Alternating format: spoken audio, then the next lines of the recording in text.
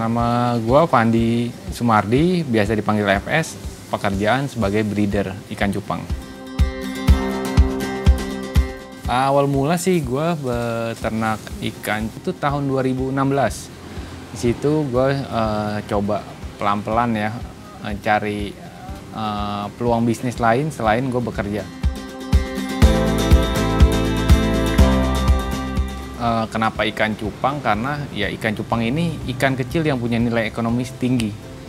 Dengan ikan ukuran 3-4 cm ini kita bisa jual dengan harga ratusan bahkan jutaan rupiah. Itu yang nggak didapat oleh ikan-ikan kecil jenis lain gitu. Jadi awal mula kan kebetulan saya lulusan komputer akuntansi di Binus University ya.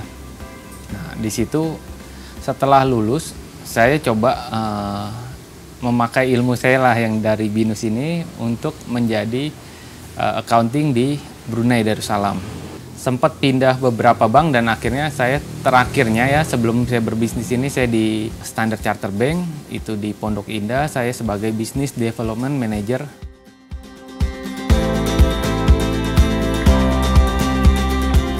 Ya saya pernah ya mungkin usaha-usaha biasa ya, maksudnya dengan teman bikin konveksi yang seperti itu.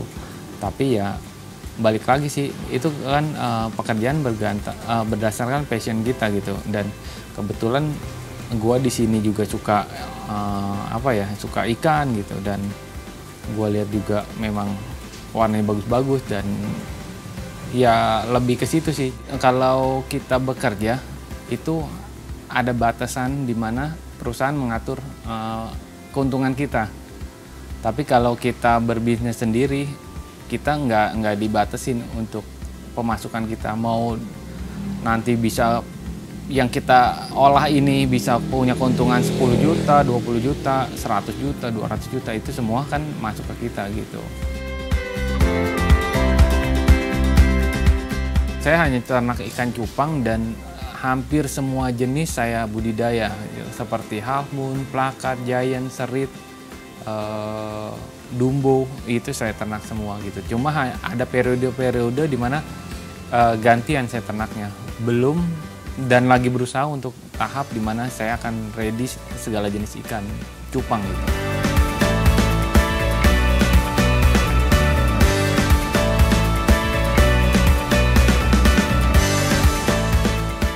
Sebenarnya ikan cupang ini memang dari dulu sampai sekarang memang tetap populer sih.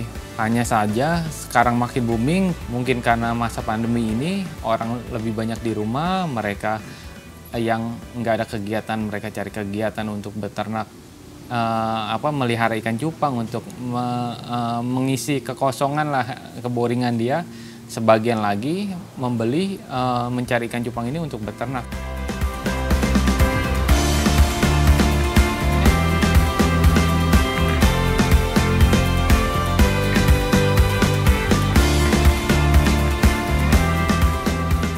Orang banyak yang bilang musiman karena dia nggak bergelut di bidang ini. Tapi kalau yang bergelut di bidang ini nggak ada musimnya. Sebelumnya aja saya pun selalu kekurangan stok. Sebelumnya ya, sebelum masa pandemi dan booming ini. Apalagi nanti ke depannya. Misal teman-teman ada yang mau ya, maksudnya mau memulai bisnis ini bisnis yang bisa kita mulai dengan sangat murah sih gitu. Dengan hanya beli indukan, mungkin beli indukan paling 200-300 ribu sepasang.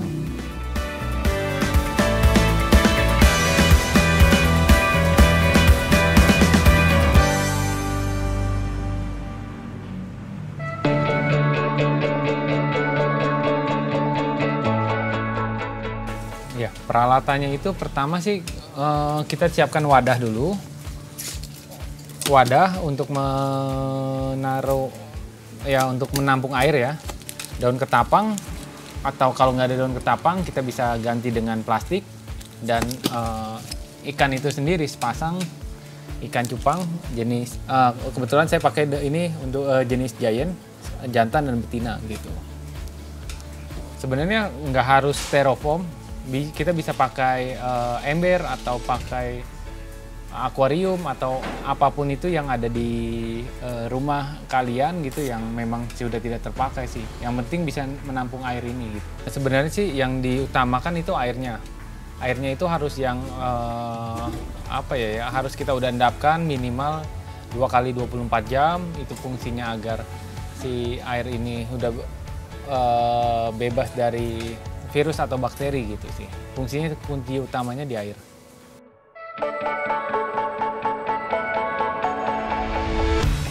Umumnya sih 6 bulan itu usia terbaik untuk kita membreed ikan cupang ini gitu. Tapi 4 bulan juga nggak menutup kemungkinan 4 bulan juga sudah bisa kalau di-breed. Ini ada jantan dan betina. Jantan umumnya punya sirip lebih lebar, warnanya lebih cerah. Kalau betina itu siripnya biasa lebih pendek. Dia ada tanda putih di bawah perutnya. Itu bisa dibilang itu adalah telur dia. Dan yang paling membedakan ya sirip sih, siripnya memang sangat berbeda untuk betina dan jantan gitu. Ikan cupang ini tidak seperti ikan kecil lain yang kadang satu jantan diisi oleh beberapa betina. Kalau untuk ikan cupang satu betina itu ya pasangannya dengan 1 ekor jantan gitu. Tiap ikan kan punya warna dan strain yang berbeda-beda. Itu bisa kita saling silangin.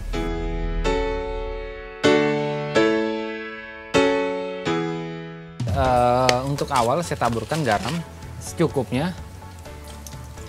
Ini untuk fungsinya untuk membunuh bakteri dan virus yang ada di air.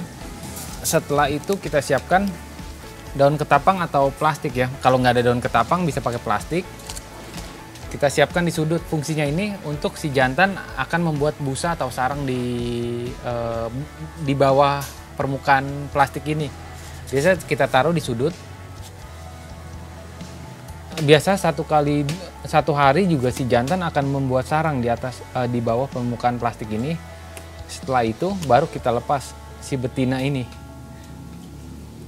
Itu biasa kalau jantan udah buat sarang itu si jantan tandanya sudah mulai birahi ya. Dan betina ini kita lepas dengan dia ngelihat sarang ini. Biasa si betina juga akan birahi sih gitu. Biasa saya tutup aja dengan ada cahaya sedikit gitu, lebih ke situ sih. Jadi nggak harus kita taruh tempat gelap atau apa, biarin aja, kita nggak usah liatin. 2-3 hari juga nanti dia bertelur gitu. Ini kebetulan ada yang baru menetas. Ini contohnya, si jantan akan bikin gelembung di sini busa. Nanti busanya ini yang untuk dia meletakkan telurnya. Pada saat proses penjodohan gini, sudah tidak perlu sih dikasih makan. Andai dikasih makan pun paling sedikit aja gitu. Yang penting proses beberapa minggu sebelum kita jodohkan itu yang lebih penting gitu untuk soal gizi atau pakannya dia, daripada pada saat menjodohkan gini ini udah nggak perlu sih.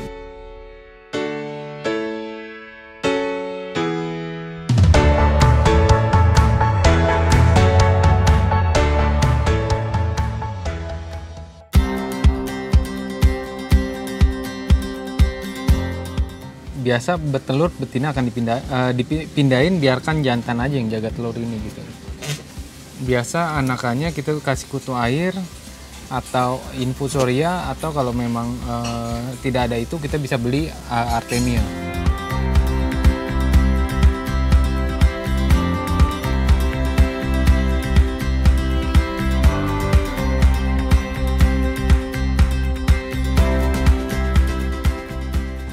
Biasa ikan mutasi terbaik itu biasa di usia 4-6 bulan. Nah, itulah kenapa saya jual di usia sekian gitu.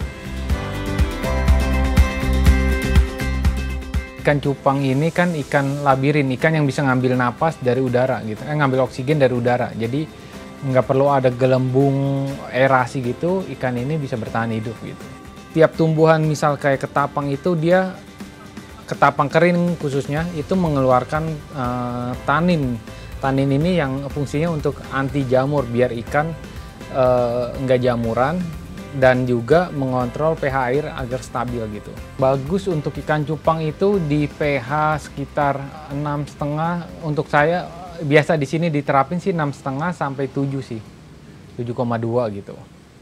3 hari sekali paling lama biasa kita ganti airnya. Jadi selain air, pakan juga harus dijaga. Pakan yang bersih dan kaya akan protein itu membuat ikan cupang ini cepat besar gitu. Pakannya biasa kalau udah besar gini jentik nyamuk sih, atau cacing sutra atau cacing bloodworm. Kalau di sini sehari 2 kali. Waktunya biasa pagi dan sore.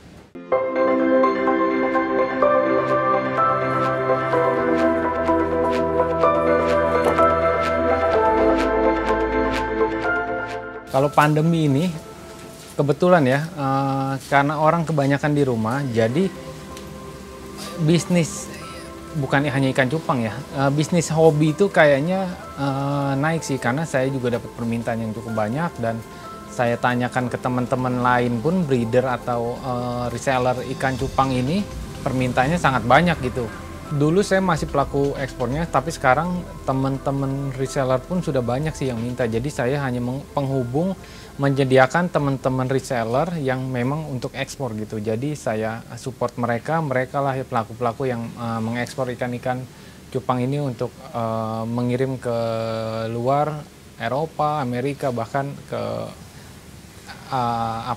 Afrika juga ada gitu. Negara-negara apa aja, Pak? Yang banyak peminatnya sih untuk sejauh ini teman-teman saya Australia, Kanada itu populer, selain Singapura atau Malaysia juga banyak sih.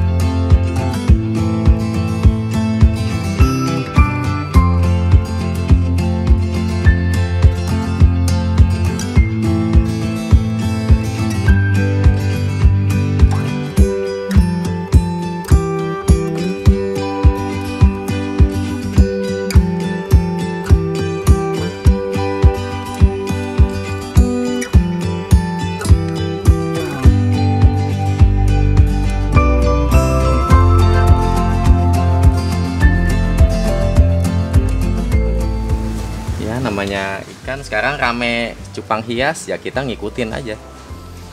Kebetulan peternaknya dekat gitu.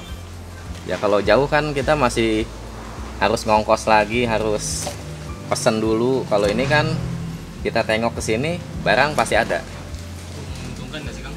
Ya jelas. Jelas. Jelas. Dari pokoknya kalau segi ekonomi mah gimana ya? Ya lebih dari ikan yang biasa. Kalau ikan-ikan kecil kan beli 1.000, jual 2.000. Ya emang untung dikit ya, tapi kan dari kematian sama listrik juga udah. Tapi kalau cupang kan enggak.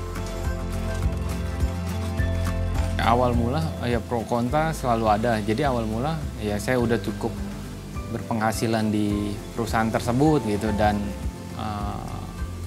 memulai hal yang baru itu memang akan selalu ada pro dan kontra. Tapi kalau kita yakin dan memang menurut kita itu bisa gitu, kenapa enggak kita lakuin gitu. Jadi saya juga sempat dengar ya nama istilah lebih baik jadi kepala semut daripada ekor gajah, karena kepala semut gimana pun juga kita akan selalu di depan gitu. Kalau ekor gajah sebesar apapun dia akan selalu di belakang gitu. Akan namanya ekor ya, kita bisa didudukin, kena kotoran, ya kurang lebih kayak gitulah.